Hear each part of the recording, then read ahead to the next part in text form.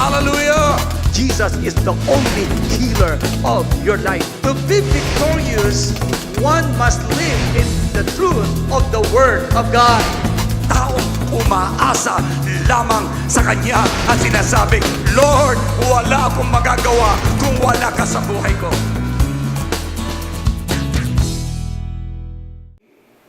The Spirit of the Lord is upon me, because He has anointed me to preach the gospel to the poor. He has sent me to heal the brokenhearted, to preach deliverance to the captives and recovering of sight to the blind, to set at liberty them that are bruised, to proclaim the acceptable year of the Lord. Our God is Jesus, the Anointed One. Amen? Praise the Lord. Come on, palakpakan pa natin Panginoon. Hallelujah. Praise the Lord. Good morning. Merry Christmas. Excited ba tayo? Okay, ang ating pong Christmas fellowship will be on Christmas Day itself. Sa mismong December 25, dito po at 9 o'clock. Instead na gabi po tayo mag-worship, ay gagawin na po natin araw mismo ng 25, which is, I think, Thursday. Sama-sama tayong sasamba sa ating Diyos na buhay. Amen ba? Oh, so huwag niyo mamimiss yun. It's a Christmas worship for the Lord. Praise God. And ganun din po sa January, yung first day, bagong taon, ay hindi na rin po tayo magpapaputok. Yung papuputokin po ninyo, hindi nyo naman talaga pinakikinggan yung pinaputok ninyo. Dahil tinatakpan nyo po yung inyong pong tainga. Tapos tatanungin yung katabi ninyo, malakas? Yun, bumayad ka at nagbayad ka ng kung ilang daan, yung iba naman 1,000. Wala rin. Ibigay na lang natin sa mga mahihirap. Amen ba?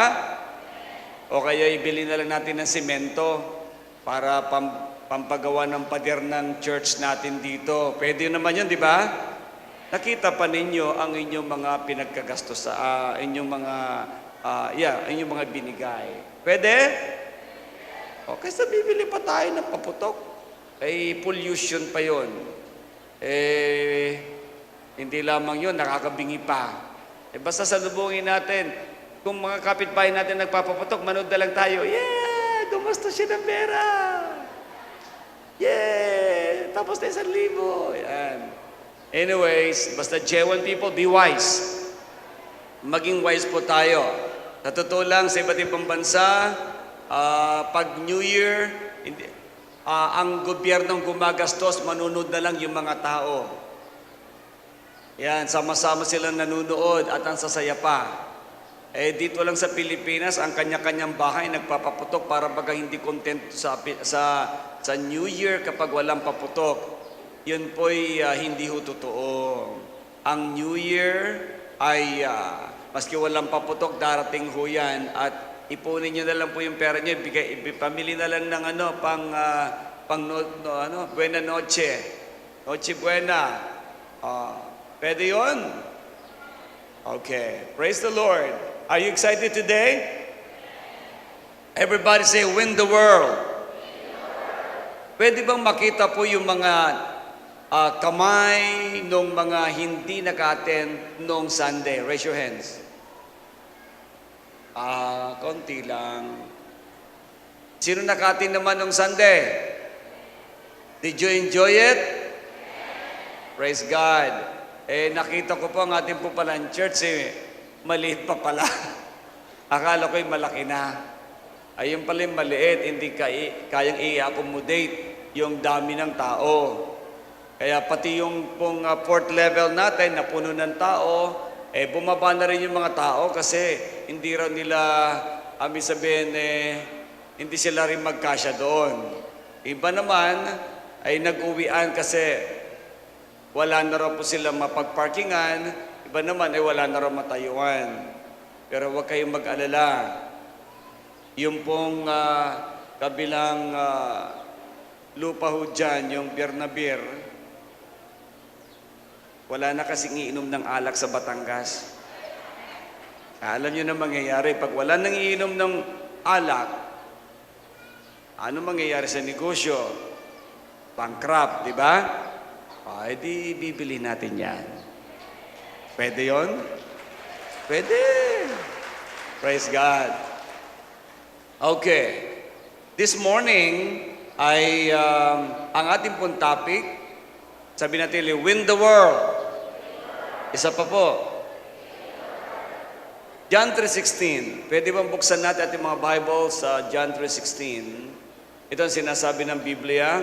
For God loved the world so much. Sabi natin, so much that He gave His one and only Son, so that everyone who believes in Him will not perish but have everlasting life.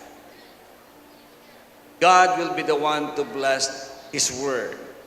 For God so loved the world. Kung mayroon pong unang nagmamahal sa sangkatauhan sa buong mundo, walang iba kundi ay ang Diyos. Bakit mahal ng Diyos ang buong mundo? Pag sinabi natin muling mundo, tao. Yung pong mismong naninirahan sa mundong ito, ang tao ay nilikha ng Diyos para ang earth ay maging world. Hindi niya sinabing, for God so loved the earth. But for God so loved the world.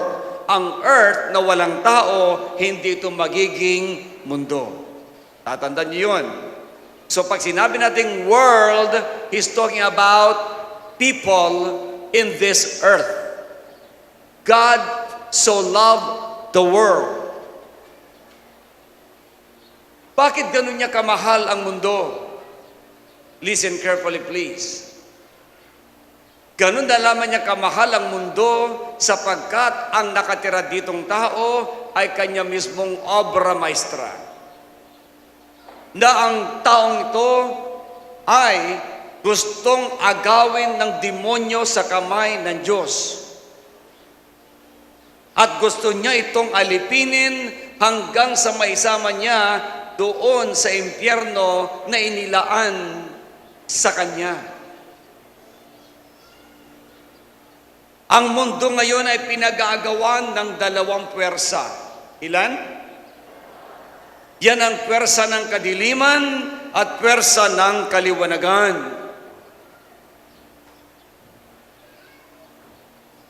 Ang ginagawa ng demonyo ay pinipilit niyang inilulubog, hinahatak, palubog sa kasalanan ang maraming mga tao upang sa gayon hindi makita ang liwanag ng Diyos hanggang sa mamatay, hanggang sa ito ay hindi na makapagbigay ng kaluwalhatian sa Diyos. Mga minamahal, patuloy na sinasaktan ni Satanas ang puso ng Diyos sa pamamagitan ng pagtutukso niya sa mga tao na nilikha ng Diyos ayon sa kanyang wangis.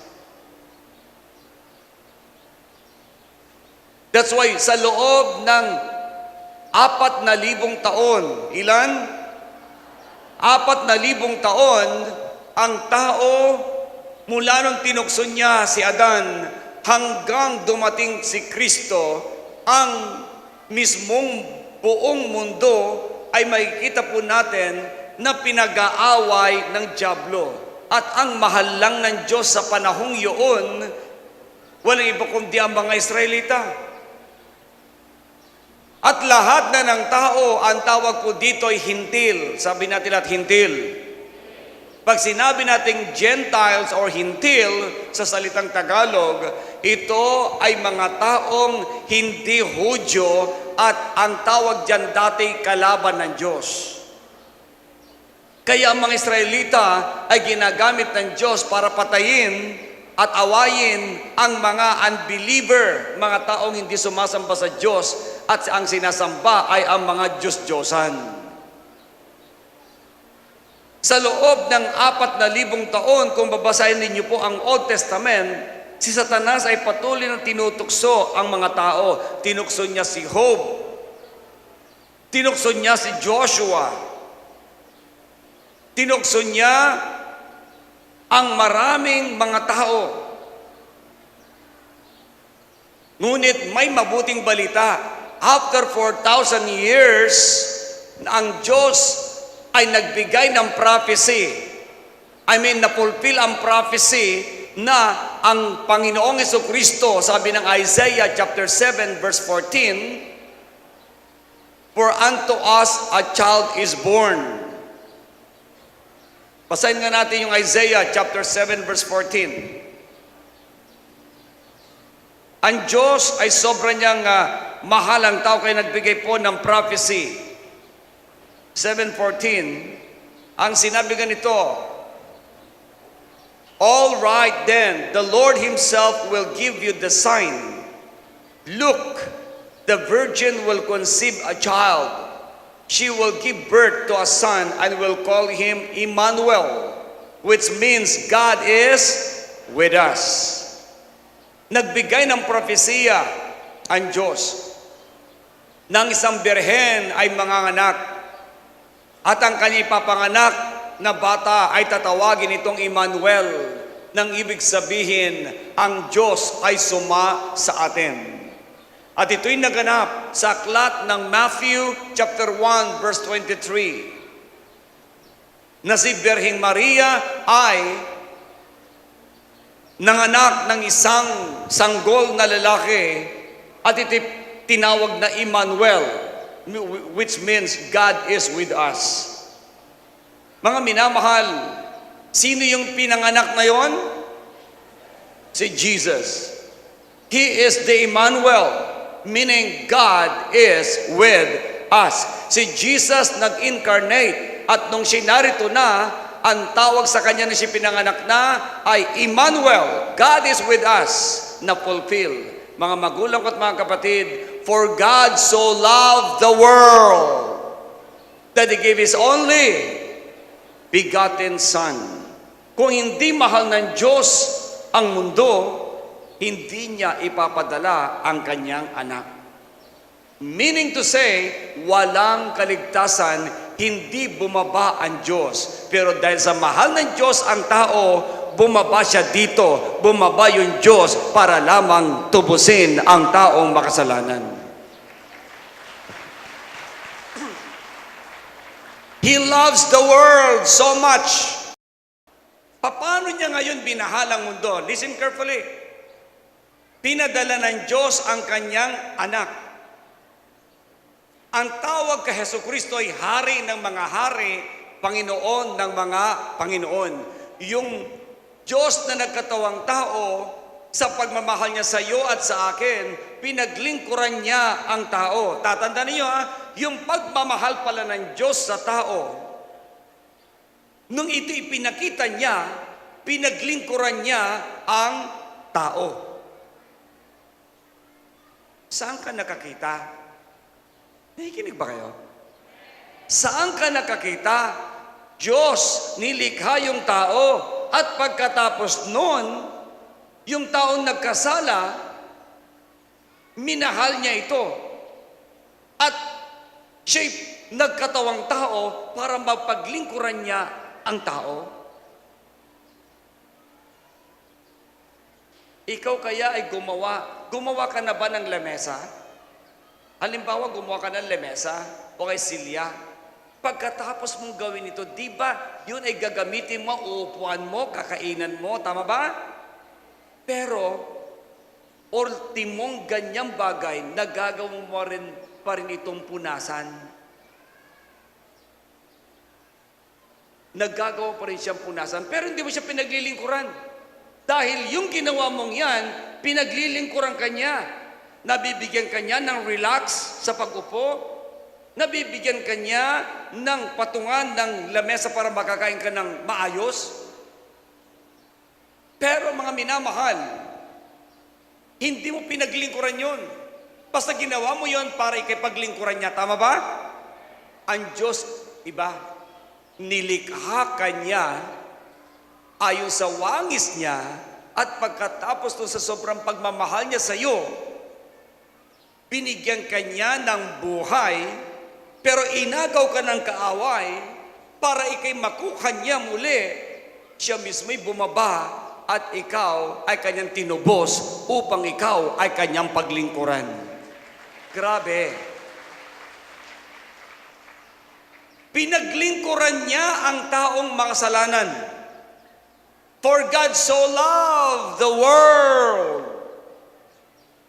Sabi natin muli, world.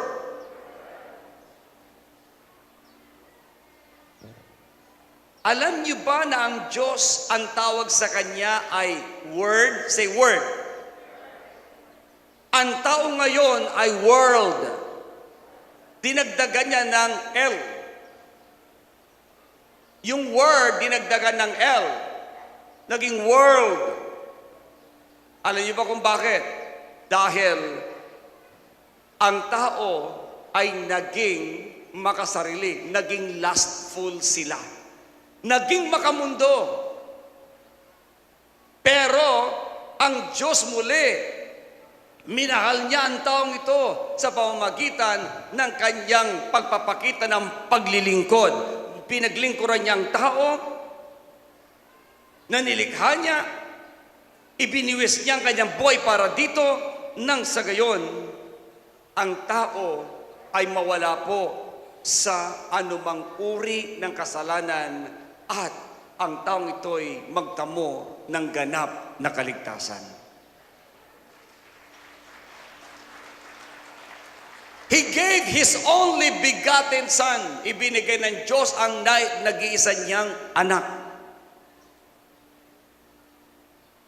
Sino kayang ama at ina dito, sino kayang magulang ang kaya niyang ibigay yung kanyang anak para tubusin, o para ito'y mamatay at tubusin ang kanyang kapatid o ang ibang tao sa kanilang pagkakautang o sa kanilang mga kasalanan? I think wala. No one can do that. Pero masakit man sa harapan ng ating amang sumasalangit na ang kanyang anak ay bumapat mamatay sa krus ng Kalbaryo, tiniis ng ating amang sumasalangit ang lahat ng mga bagay nito para lamang matubos kanya at matubos ako at mawala ka sa kuko ng demonyo at kamtan ang tunay na buhay na kanyang pinangako. Are you thankful for that? Kayo ba'y nagpapasalamat sa ganung mga bagay? We have to be thankful. At ito yung Pasko.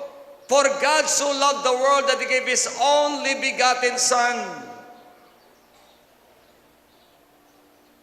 Lamang para sa lahat ng mga baguhan, lamang ang kaligtasan na dala-dala ni Jesucristo ay makakamtan mo lamang pag ikaw ay tumanggap at sumampalatay sa Kanya. Kaya sabi niya, for God so loved the world that He gave His only begotten Son. Tandaan niyo ha, that whosoever, upang ang sino man. Sino po dito ang gustong maligtas? Sino dito ang nagsasabing, ano man ang mangyari, kailangan ko ang tagapagligtas? Mga minamahal, yan ang kailangan mo si Kristo. Kaya nga tuwing Kapaskuhan, ito po'y nire-remind ng Diyos ang buong mundo. Tingnan ninyo mabuti. Bakit pag Pasko, ang maraming naniniwala kay Jesucristo, nagdiriwang po sila? At ang saya-saya nila. Dahil sa totoo lamang, paalala ito ng Diyos sa ating lahat na si Kristo ay nagkatawang tao para sa kasalanan at katubusan ng taong makasalanan. For God so loved the world. And this world, kung sila'y sasampalataya dito, kakamtan ang ganap na kaligtasan. Ngayon, napansin ba natin na ang Panginoon Jesucristo sinasabi ng Isaiah chapter 9 verse 6. 9 verse 6.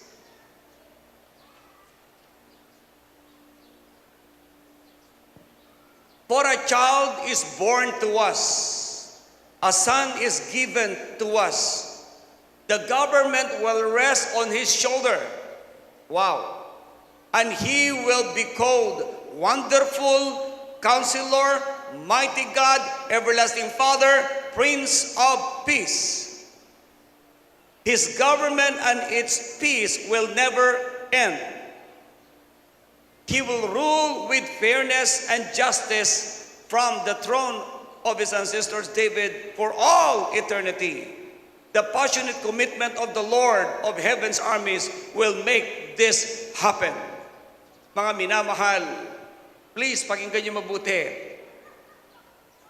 Ang Christmas ay nagpapaalala na isinilang ng isang sanggol dito sa mundo ng isang birhen. Ipinadala ng Diyos ang kanyang anak, kaya nga, the Son is given. For God so loved the world that He gave His only begotten Son. At ang anak ng Diyos pong ito, ang gobyerno daw, ang pamahalaan ay nakasalalay sa kanyang balikat. Meaning, kapag ang mga politician, ang mga gobyerno, mga minamahal, ay hindi nagkaroon ng tiwala, takot sa Diyos, ang bayan ay magkakaroon ng chaos, magkakaroon ng kahirapan. Bakit?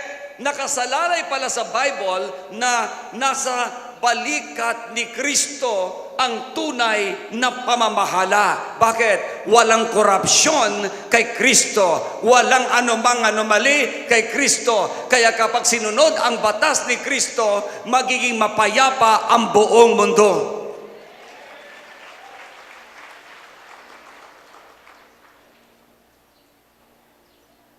Government will rest on his shoulder.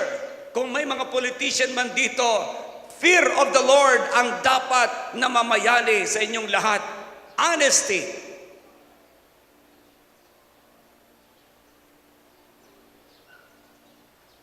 Kaya mo na pamahalaan ang bansa, ang syudad, ang gobyerno, ang barangay, pati na ang probinsya kapag si Lord ang kasama mo.